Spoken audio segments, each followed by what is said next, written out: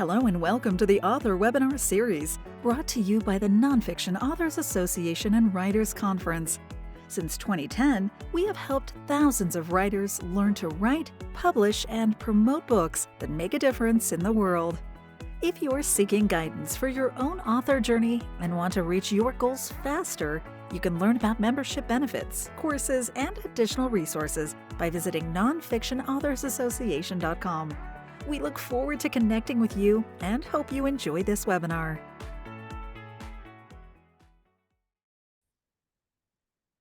Hey everyone, welcome to another training series from the Nonfiction Authors Association. I am your host, Stephanie Chandler, and I'm excited to talk with you today about how you can write your book in 90 days. I know this sounds really aggressive, but I have to tell you, I've done it. And we're doing this without AI. We're not using AI to write our books. That is not something I'm advocating at this point in time. However, I hope that what you're going to learn today are some methods for building a writing practice that helps you get it done, get that first draft done. Let me be really clear. We are not in 90 days writing a publishable draft of your book. We're writing the first draft. I call it your CFD, your crappy first draft. And that is the goal for all of us. Get that first draft done. Then the more detailed work happens where we go in and we edit and clean it up and make it worthy of publishing. But for the purposes of what we're talking about today, I just want to be super clear. I don't expect you to have a publishable manuscript by the end of 90 days, but I expect that you would have a fantastic start to what could be publishable very shortly thereafter. Let's get into it. Here's what we're covering today. So we're going to talk about setting goals for your book, choosing your best book idea, motivations for readers. Why do they read our nonfiction books? We're going to talk about understanding your competition, steps to take before you begin writing, the process I use for outlining books, strategies for writing productivity, and then we're just going to briefly go over what are your publishing path options in case you're not yet clear on how you would plan to proceed with publishing. So before you begin writing, I always like to suggest that you think about what are your goals for your book. Do you simply just want to get your book done? You feel called, you've wanted to do this. Maybe it's a legacy project for you. Maybe you just really want to inspire people, which I love. That's one of my favorite things about nonfiction is that we have this opportunity to really make a difference in the world.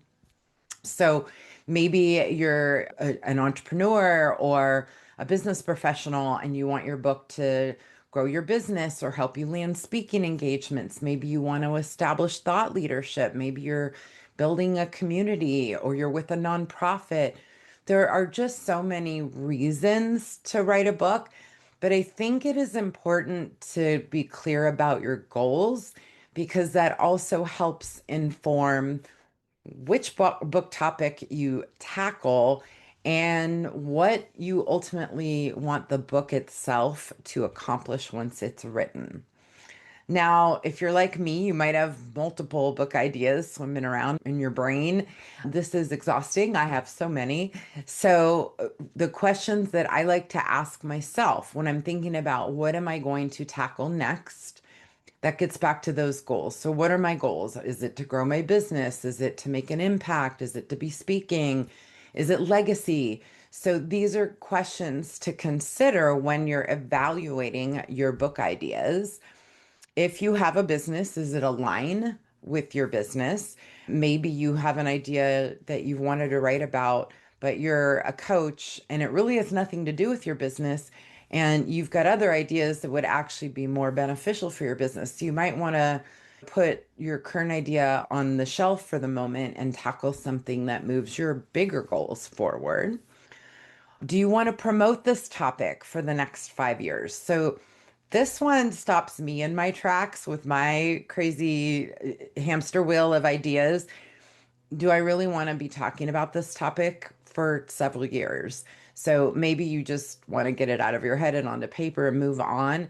And that's okay, but it doesn't mean that you're probably going to have great success with a book that you don't want to spend time promoting.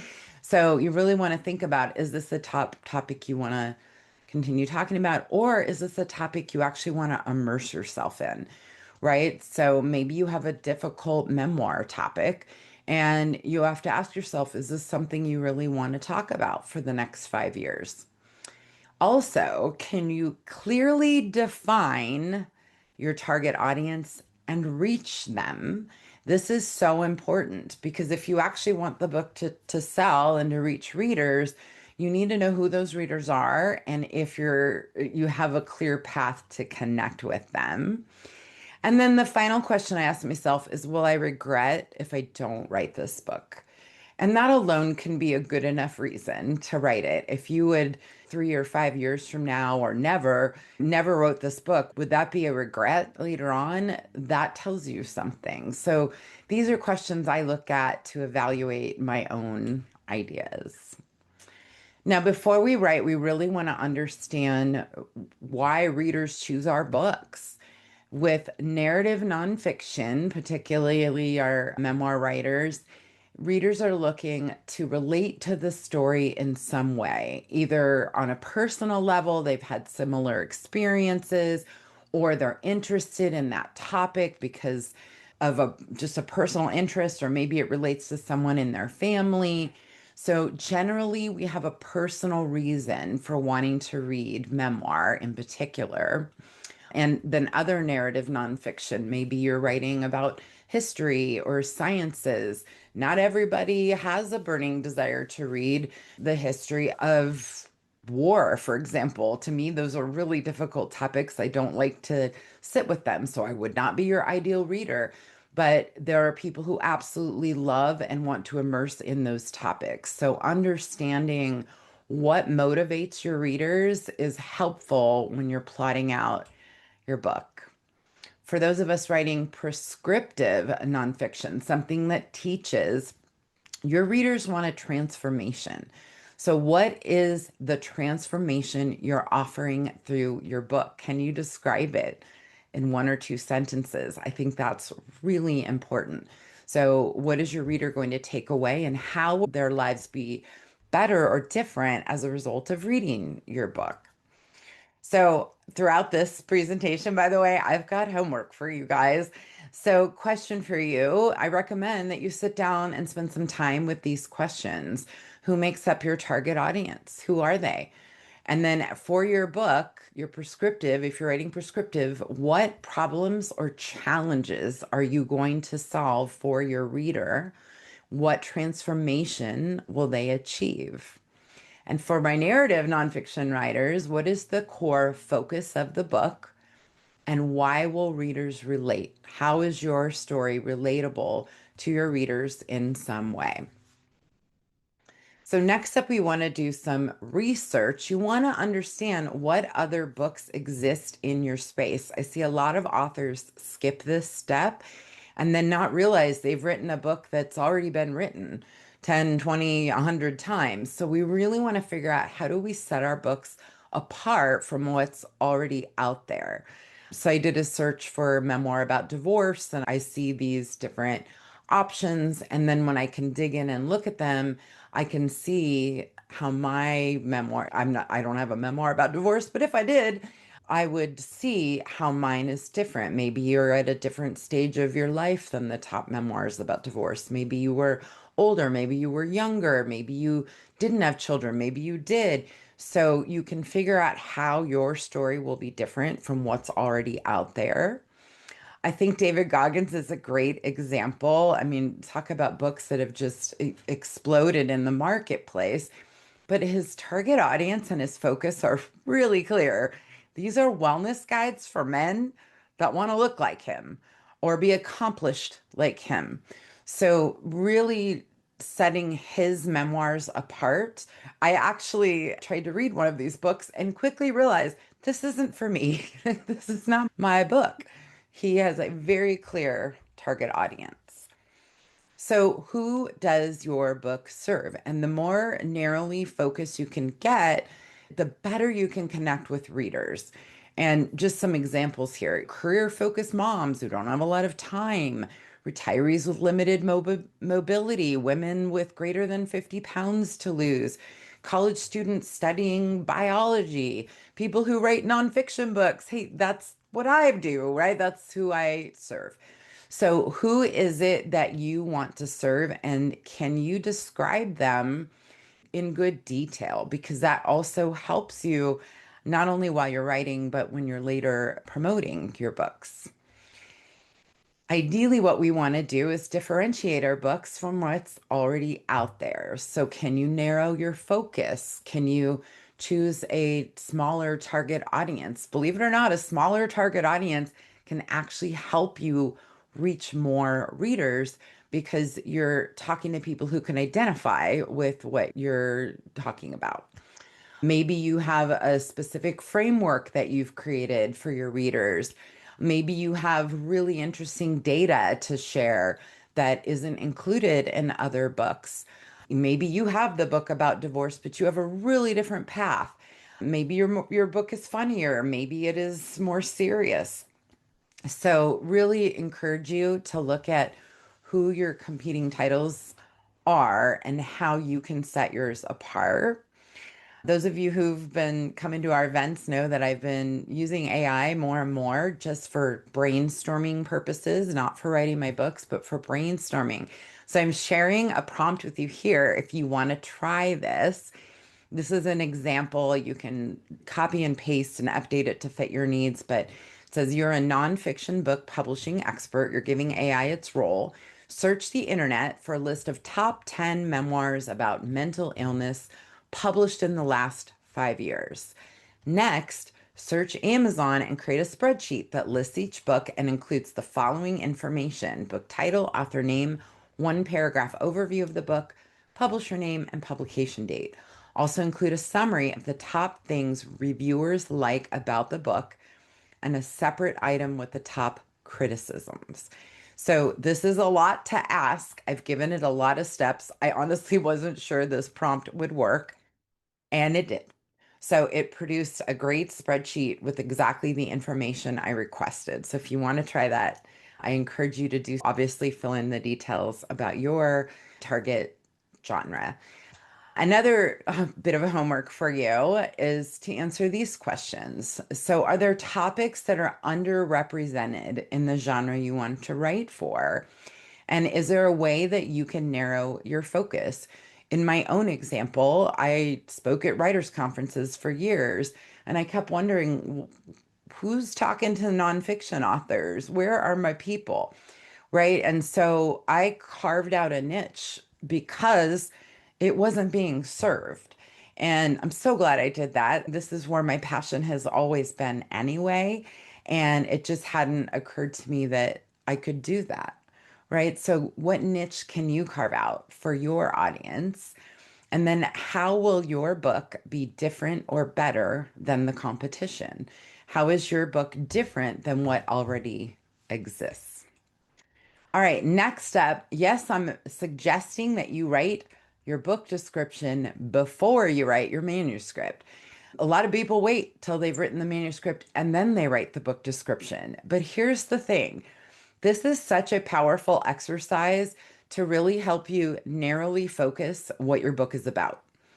Because if you sit down and you really have no idea what your book description should be, that means it's not yet fully baked, right? We need it to have a really specific focus and then write based on that focus. It really becomes your compass. So the book description helps you get clear about what is the goal that you're trying to accomplish and how are you serving your reader. So for prescriptive nonfiction, we're focusing on the benefits for the reader.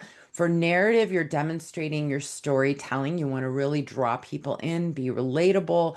And no matter what, we're all addressing our target readers and trying to inspire a purchase.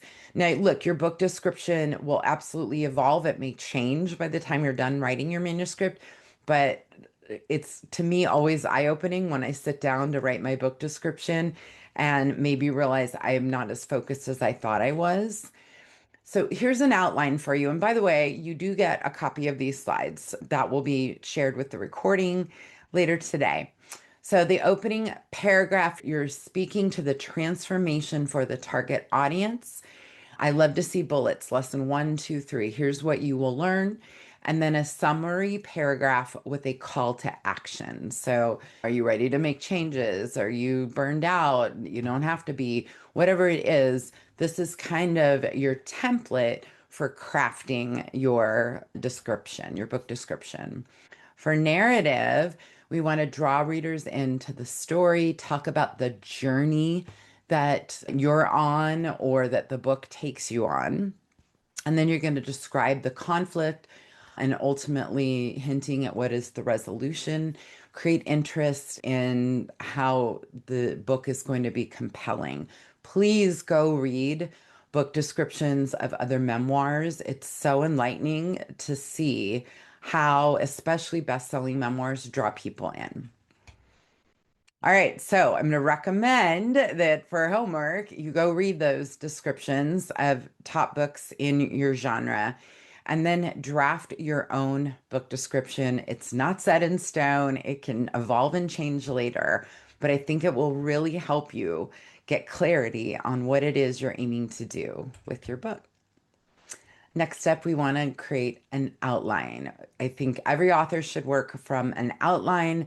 It's like trying to drive across country and have no idea what highways you should take, right? I would have no idea if I got in my car how to get from California to New York. I would absolutely need a map. And so this is what your outline does for you, it becomes your map. So for prescriptive nonfiction, you are addressing the interests, needs, and challenges of your target audience. You want to talk about what is the transformation for the audience? What do you ultimately hope to achieve? Maybe you have a framework or you can create an acronym that will help you really focus your book into maybe a four-step process or something like that. You want to identify what lessons you're going to share, what real world stories you're going to share, or hypothetical examples, what research, what statistics. This is all the kind of information you want to start capturing in the outline before you start writing. For memoir, we want to talk about what is the main theme of a book and why is it relatable for readers. So be thinking about that as you're crafting your outline. So, is there a story arc? Generally, with a memoir, there's some sort of challenge, then there's a turning point, and then there's a resolution. Maybe a messy resolution, but there's some sort of resolution. You want to identify who are your key characters. A memoir isn't just about the writer, there's generally sub characters around that writer. And then what are the lessons that you learned so that you can impart that into the memoir itself?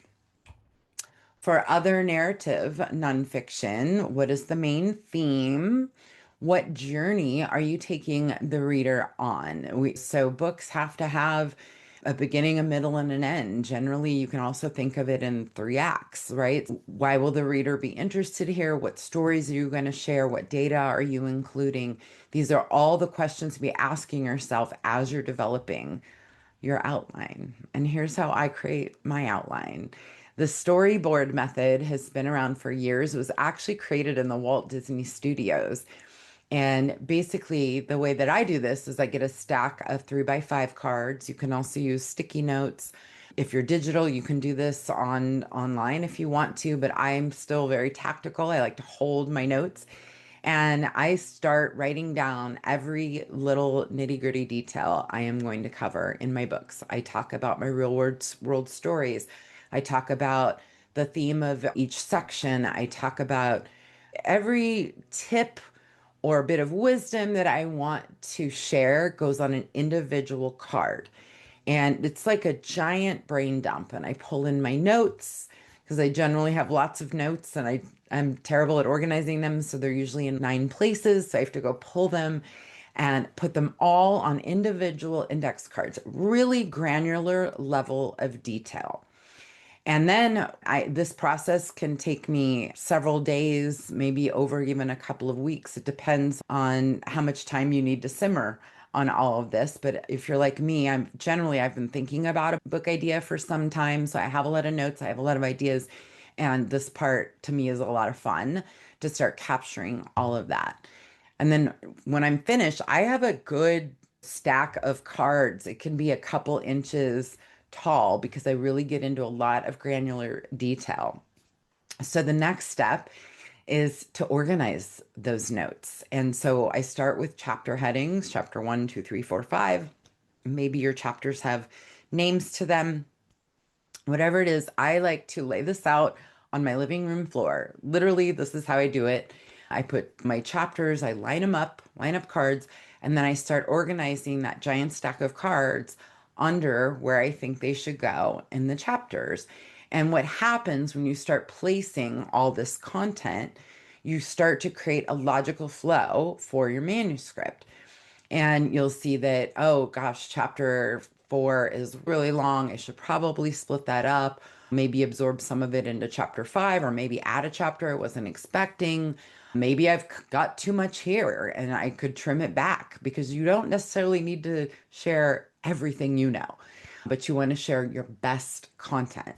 So to me, it's a really helpful visual process to lay it all out, see which chapters need more content, which need to be separated out. They don't have to be the exact same length, but you don't want one mega chapter and have all your other chapters be really short. So it just helps us get them in a nice, logical order. And then I take those cards and transfer them to a working outline. And my outlines tend to be really long and detailed, like 10 plus pages. And that's for me half the battle of writing the manuscript is just having it mapped out so I know exactly what I'm covering when I sit down to write. It makes the process go so much faster. Okay, so that's a lot to start with, and I just wanted to quickly go through the publishing path options since I know when you're setting out to write, if you're doing it for the first time, you may have no idea how you're going to proceed with publishing. So you really have three main choices: traditional, self-publishing, and hybrid. I'm going to quickly go through each of them. Traditional publishing, the goal for most of us for many years has been to see our books on a bookstore shelf. I will tell you, it is a great feeling. And there's other benefits, like they pay you to write the book. And there's some credibility in being able to say your book is published with a traditional press. They might give you a little bit of marketing support. Don't expect a lot. But there's certainly some of the many common reasons that people pursue traditional publishing. The downside of traditional is that you're probably only going to earn $1 a book. You lose all control. So this is where I went sideways on traditional publishing because they can change your book title, they can remove entire chapters from your book, they can give you book covers that you don't like. I have had all these things happen to me. It takes a long time to get a book to market. It could take you a year or more to land a book deal, and then it generally takes at least a year, sometimes more, for the publishers to actually get the books out. So it is a very long and slow process. Keep that in mind. I hear a lot of authors say, I just want to get a book deal, so they'll handle the marketing. That's not the case. They still expect you to be responsible for the bulk of the marketing. So, pros and cons. Pros and cons on all of these options, by the way. So, self publishing pros for me, maintaining full control over my work is really important. It's easier than ever. There's a number of paths to producing your own book. You can get your book out in the world quickly. You will earn more money per copy. So there's some good upside there, but the downside is probably won't land on bookstore shelves. Doesn't mean it can't happen, but it's not as likely. Your book has to be really successful in order for brick and mortar stores to want to pick it up. Their traditional media may not give you as much attention as some of the more traditionally published books get. You do have to spend money up front. Self-publishing is not inexpensive. There's editing. I generally recommend multiple rounds of editing for all of us. Shout out to editors, they make us better. There's book typesetting, cover design, ebook formatting, audiobook production. There is a lot of work that goes into producing a book. and therefore expenses that go into producing a book. And quite frankly, it's more work than people realize. I think if you self-published a book and you've done all the steps, you know that it's a lot more involved than I think a lot of people realize when they get into it. If you're a DIY person, you'll love it. I am not a DIY person. I hate managing details like that. So I find it very tedious, but it can absolutely be done. Hybrid publishing is basically where you hire a hybrid publisher. It's a firm that produces your books for you. You're still self-publishing, but you are hiring the expertise of a firm that does this, that produces professionally produced books. They do all that heavy lifting. They bring you the editors, the cover designers, the typesetting, they set up the printing. They handle all of those nitty-gritty details. So if you're like me and you recoil from dealing with that stuff, the great thing about hybrid publishing is that it's all handled for you and you still maintain control over your work. The downside is that it's not inexpensive. So you're paying for the expertise on the services. The prices that I'm seeing in this space now are anywhere from $9,000 to $50,000 and up. Keep in mind, you're going to spend money no matter what if you self-publish. So in some cases, you're paying a little bit more for that added expertise and the handling of all of it, but it is not inexpensive. Hybrid presses often earn a percentage of your sales, so you're giving up some of your profitability. And you really have to be careful. There's a lot of unscrupulous companies out there that act like they're hybrid presses, but they're really not. So one way to spot those is if they'll publish anything in exchange for a check, they're not a hybrid press. One thing that distinguishes a hybrid press is that they vet the projects they work with. They don't just publish anything. They actually turn away projects, and that tells you that your book will be in good company, that they care about quality. So if you find a service provider and they'll produce your book, they don't even care what it's about because you're willing to write a check, that means that they probably lack some quality control. So just be aware of that. And I also see authors getting locked into these long-term contracts. So if you're paying a firm to do this work for you, it should be a cancelable agreement. If in 6 months from now, Random House calls and offers you some incredible deal to take over your book, and then you're locked into a contract with a service provider you hired and you can't sell the rights to your book, that is a huge problem. So please do lots of research before you sign with anyone. Here's a graphic that will show you. So if your goal is to get bookstore distribution, if you really just have a dream of being traditionally published, I can appreciate that. I had that dream. If you have a platform and some sort of audience following, traditional publishing with a large press may be the path for you. If you have maybe a smaller platform, maybe a niche topic, niche topics can do well with smaller traditional publishers, that might be the path for you. If you don't have a big platform, because most of the publishers do care about that, you just want to get your book done, you have a limited budget, you like DIY, self-publish. The steps are there. Members of our community have all the steps at their fingertips to follow. And if you want to get it done, you have some budget and you're not a DIY person like me, you want professional results, you can hire a hybrid press. So there's no one answer for everyone. It really depends on these different goals that you may have for yourself.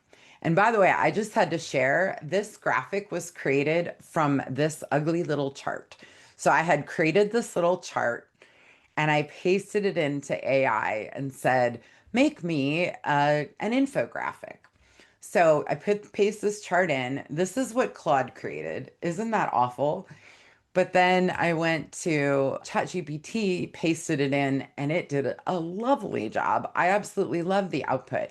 So I just thought I'd share that with you in case you're wanting to try something similar. So if you've got data, you can share it with AI. ChatGPT's graphic design capabilities improving dramatically lately. So you can upload your charter data and ask it to create it for you. All right, we're gonna wrap this up with your writing productivity. Look, I completely understand how hard it is to find and make time to write. It is one of my own greatest struggles. So, my suggestions to you are to schedule it in your calendar like any other appointment and remove distractions. I know for me, I like big blocks of time. I don't like to just carve out an hour and then have to switch gears and go to a meeting. That to me is very limiting for my creativity. So we're all a little bit different in how that works. But I also find it helpful to write with someone in mind. So I generally am thinking about someone, maybe it's someone in our community I had a conversation with recently, but I'm thinking about how I would explain this to that person or tell this story to that person. Today, we really are looking for conversational writing. And the best advice I can give you when you set out to write a manuscript is just write. Don't edit. Don't go back and reread the last three paragraphs and try to refine them. The idea is to just get it out of your head and onto paper in the first draft. Your CFD, your crappy first draft. Get it out of your head. Editing comes later. This is how we get it done faster. Same thing, if you need to look up a statistic or you have a question about something, if you stop and you go and look something up on the internet, you have just derailed your productivity in a huge way because statistically it takes us something like 20 minutes to regain focus. So I always, in my own writing, I mark my manuscript with an XXX, and that means I need to come back to it later. So whatever you want to mark yours with, I go later and I search for those little XXX notations and I fill in whatever it is I was looking for. And the other thing about writing is just set the goals and write what needs to be said. Get it out of your head. You can always cut later. You can always add later. So we're following an outline and we're just going to town getting it written. By the way, this typewriter. I have a little bit of a succulent obsession. So this is one of my favorite creations. I love to make weird succulent planters, and typewriters are like my favorite thing to do because I collect them anyway. All right, so steps for you. Next steps, get clear on your audience, research your competition, figure out how your book will be different or better than what's already there. Write your book description. And for those of you, maybe you're mid progress, midway through writing a current manuscript, have you written your description yet? So I would encourage you, go back and do that and create a really detailed outline. It will make your writing go so much faster. It doesn't mean that you can't veer from the outline. You can absolutely, and you should, make changes as you go, but it is your map to getting you across the country. And then commit that time in your calendar. Otherwise, I know, I speak from experience, that time evaporates. And then we lose time because we can't get it back. But if you start this 90-day journey, now you could have a full first draft by the end of the summer, which is really exciting. So I'd love to take your questions. Please drop them in the Q&A. I will stay and answer all the questions you have. And before we get to that, I just want to quickly share with you that I have a new course starting next week. I think if you've been around a while, you know this is happening. But the Write Your Book in 90-day course, it's a workshop really, and it's a 12-week program that we do together. It's a cohort. It's really interactive. It is so much fun. I love leading this group. We start next Thursday, the same time of day, 10 a.m. Pacific, 1 p.m. Eastern. And I just wanted to point out, you can write your manuscript on your own. That's how most of us do it. I've just given you a bunch of my favorite tools. You can take them and run with them, and I hope they help you. But I can also tell you from experience that having some support and accountability can help us get it done.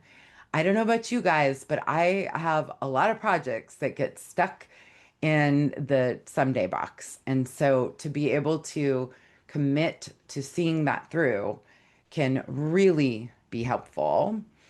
So imagine yourself a year from now And I'll tell you, this morning, I was like, what if a year from now I hadn't finished this book I'm working on?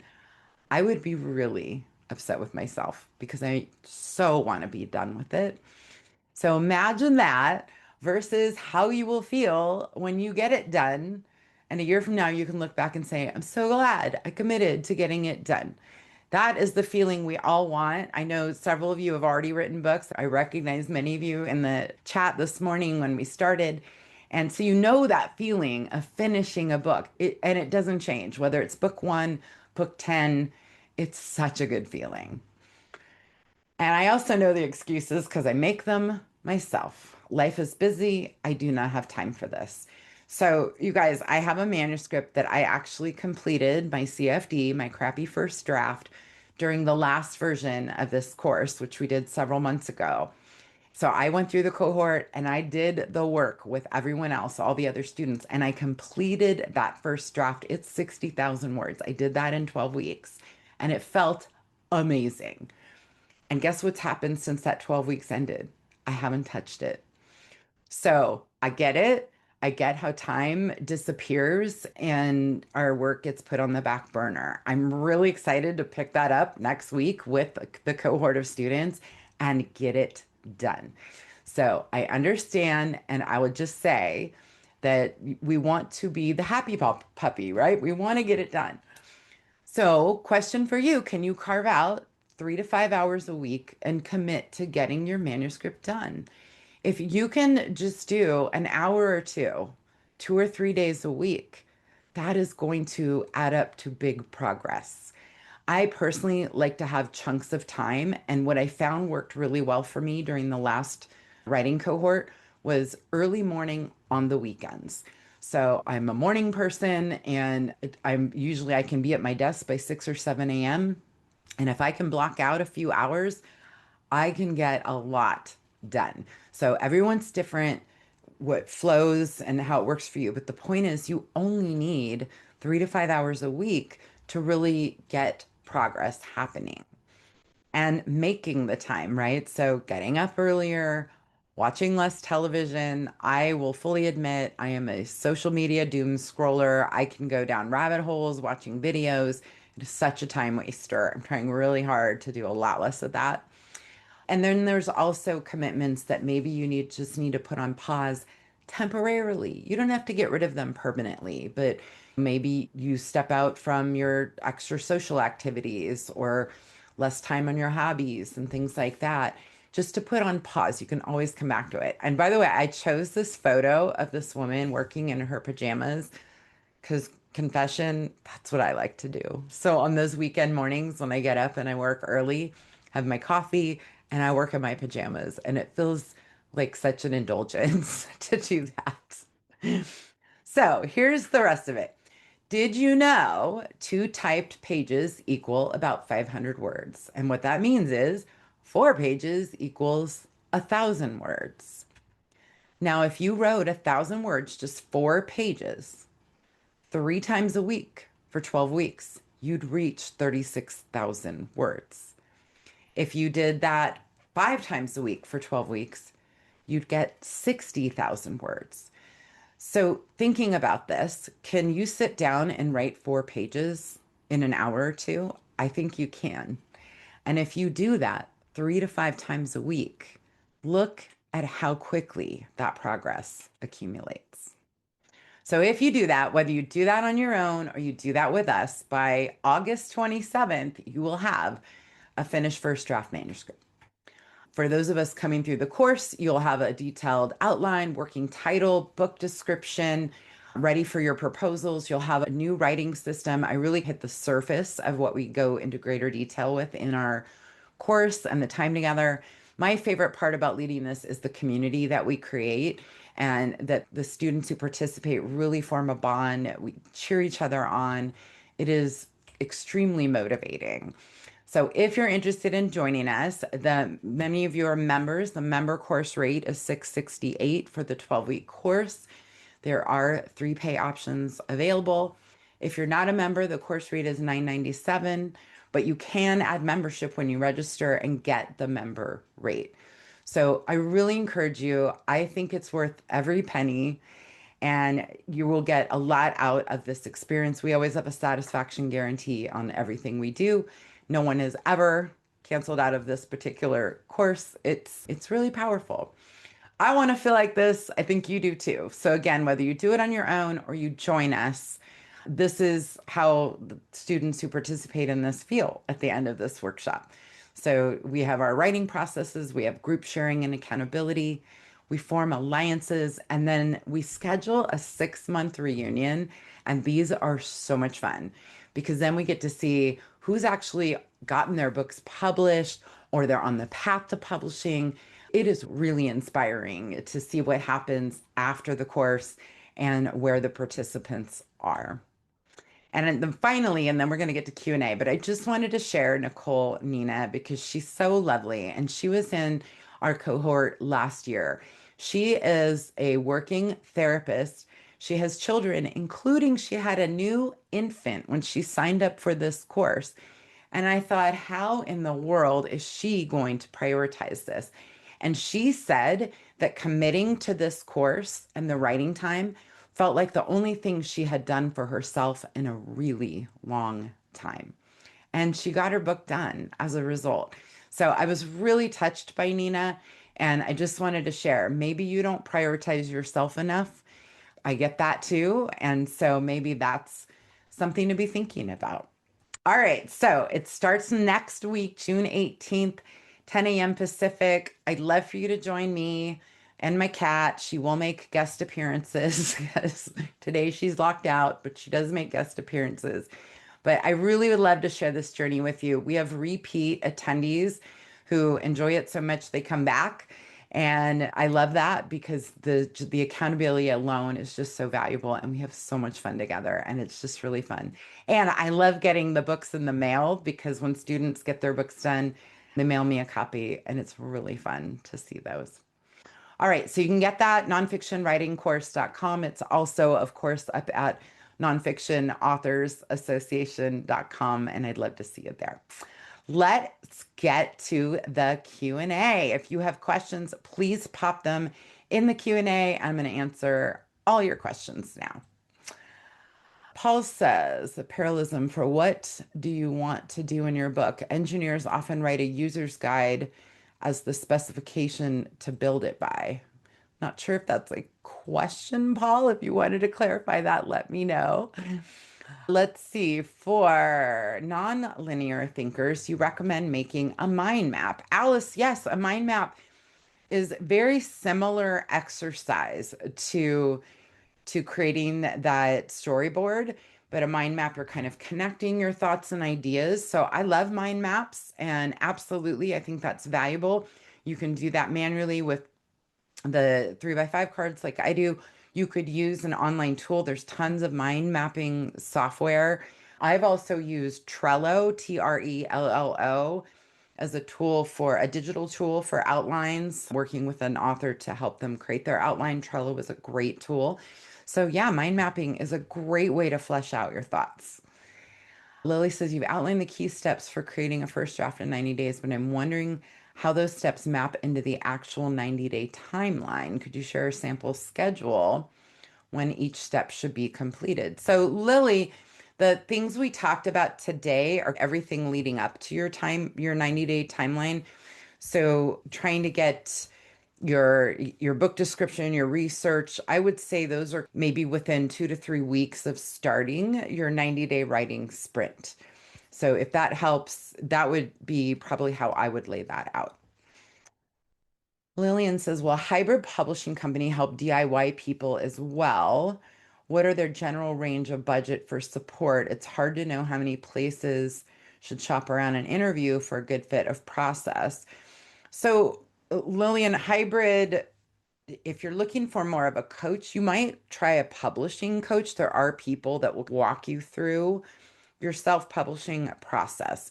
When you work with a hybrid press, they're really kind of taking over. You're guiding, you're telling them what you want your cover to look like, you're approving and reviewing edits and things like that. But if you're looking for more of a guide, publishing coaches certainly exist. And we have some listed at nonfictionauthorsassociation.com under recommended resources. Dinah says, how long should the book description be? So, in order to fit on an actual book jacket, Dinah, I think you have to stay under about 300 words. But for the purposes of this exercise, I would say a max of, you know what, I'm going to say stick to a max of 300 words because if it gets too long, then maybe it defeats the purpose of trying to focus it. Right. But so for purposes of fitting on the book jacket, it has to be tight, like probably closer to 250 words. But when we get to Amazon, we can also have a longer description. So for the purposes of this exercise, I would say 300 words or less. Steve says, I'm currently handwriting in a journal for my initial draft. I love that, Steve. After attending the Nonfiction Writers Conference in 2018 or 19, I was turned on to Scrivener. Does it make sense to use a tool like Scrivener, or is pages or words sufficient to assemble a manuscript? Do you mind sharing what I use? Steve, I love this so much because I'm also still very much love to handwrite my thoughts. I journal, I sketch out a lot of ideas by hand. And so Scrivener is very much a different preference for different people. In fact, if anybody here is using Scrivener or has used Scrivener, feel free to share in the chat. My my feeling and what I've heard from writers, some really love it and some find it complicates things. I'm simple. So I love Word. I love the simplicity of Word. That's what I use today. But some people really like that Scrivener helps them organize their notes and their research and things like that. So I guess it depends on how much complexity that you would like to introduce. It sounds to me like you appreciate simplicity as well. So Word is totally sufficient, or Google Docs. Bob, how many have registered for the course? I'm not exactly sure, but I think last time I looked, we were around 22 people. We maxed it at 30, so it will fill up. Is it possible to send out a copy of your slides? Yes, we are sending out the slides with the recording later today, Alice. I have, Steve says, many storyboard segments as you were describing, but not a lot of assembled content. Would it make more sense to attend your course once I have a larger bulk of the content organized? No, Steve, part of being in the course will motivate you to get that content organized. That's part of the homework that we do in the first couple of weeks. So we'd love to have you, and I think it would be helpful. Michelle says, how often do you offer these 12-week book writing cohorts? I'm not ready to sign up, but I might want to in the future. Michelle, we've traditionally been doing them about twice a year. So we do a summer one, and then we do one over the holiday season. So like November, December. Alice says there's a weekly progress outline on the sign up. Oh, progress. Maybe what you're saying is it shows you the weekly curriculum, if that's what you meant.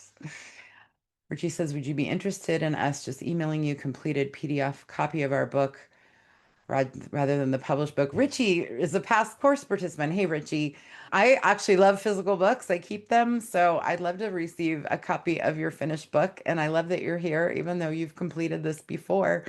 And if you want to share in the chat what you got out of the course, that would be amazing. Linda says, I've been advised to get an agent before any publisher searches. Does this include hybrid publisher searches? So hybrid publishers are a paid service. If you're aiming for traditional publishing, then yes, hiring an agent is a great way to go. And we do cover that in greater detail in the course as well.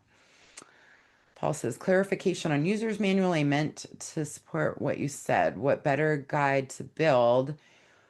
But then instructions on how it will be used, as you said, looking at what you want people to get from your book. Yeah, and I've created user guides, Paul. I used to be a technical instructor, so I appreciate that and the organization that requires. Yeah, that works well. Oh, thank you for the compliment. Did I get all of your questions? Anything else? I normally can't sift through this chat. It's always full, but I'm seeing right here, Camille says, do you conduct any in-person conferences?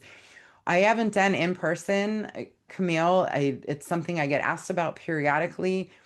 The more of you who ask, the more motivated I might be to do it. It always feels like a huge risk to get people to want to travel, right? So with our online events, we can reach people around the globe, and that's really that's how we started back in 2010. but I'm not opposed to doing in-person events. And I also will travel to in-person events if I get invited to them. So if you're part of any larger organizations that have conferences, please reach out. I'm always interested in that. Are there templates for format and structures? Format and structures of what, Steve? Can you clarify what you mean? Format and structures of the manuscript? I'm not quite sure I got the question. Where do academic presses fit in, Karen? They would be considered traditional presses. So that's definitely a traditional. Deborah, top hybrid publishers I know. She Writes Press, I would recommend. Aloha Publishing out of Boise, Idaho. authoritypublishing.com. We work exclusively with nonfiction, and I will tell you there's just not a lot that I feel comfortable recommending, but those are 3 solid options for you.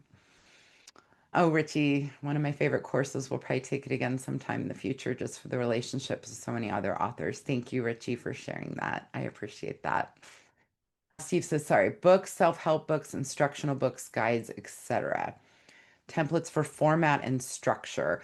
Not exactly templates, Steve, but we do talk about how to organize the content in a meaningful way. So templates, I love templates as a general practice in everything I do, but not necessarily for a book, but we definitely cover processes and things like that. All right. If you left other questions and what criteria for screening hybrid publishers, okay, you guys, Fred, do you use? So screening your hybrid publisher, first thing you should do is go to Google and type in the name of the publisher with the word reviews and also with the word scam.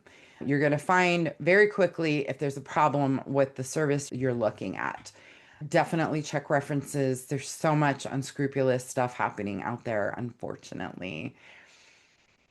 So Lillian, you put in the coupon code in the checkout page of the shopping cart. So once you go to checkout, on the right side, I believe it is, there's a field to add the coupon code. As a VIP member, you can put in your VIP coupon code there. If you ever have trouble with anything, we have a great support team. Email service@nonfictionauthorsassociation.com. We will help you. We can register you manually. We have a great team. Alice, I think you've done a presentation at BAPA, Bay Area Independent Book Publishers. I absolutely have, but please do it again. Yeah, I'd love to, Alice. And in fact, I just had a conversation with my buddy, Mike Larson. I think we may do something together for BAPA. I love BAPA. I miss your in-person meetings. I would come to an in-person meeting in the Bay Area. Maybe we should set that up. Thank you for the kind words, y'all. I haven't gotten through all the chat. I've just seen the most recent post, but I hope that's helpful. And I hope you got a lot out of today. I would love for you to join us. And I also, if you can't or don't want to, or maybe come with us next time, I hope you all found value here today and that helps you get your books done faster and easier, and that we all actually reach these goals, because I know from both sides, I know it's frustrating when you're wanting to get it done and you're not getting it done. And I also know how incredibly rewarding it is to actually see it all the way through. All right. Thank you very much for spending your time with me today. I look forward to seeing you all in our community and would hope to see many of you in our course starting next week. Thanks, everyone. Appreciate all of you. Have a great rest of your day. Thank you for attending this webinar by the Nonfiction Authors Association. Since 2010, we have helped thousands of writers learn to write, publish, and promote books that make a difference in the world. If you need support navigating the complexities of the publishing industry and want to reach your author goals faster, you can learn about membership benefits, courses, and additional resources by visiting nonfictionauthorsassociation.com.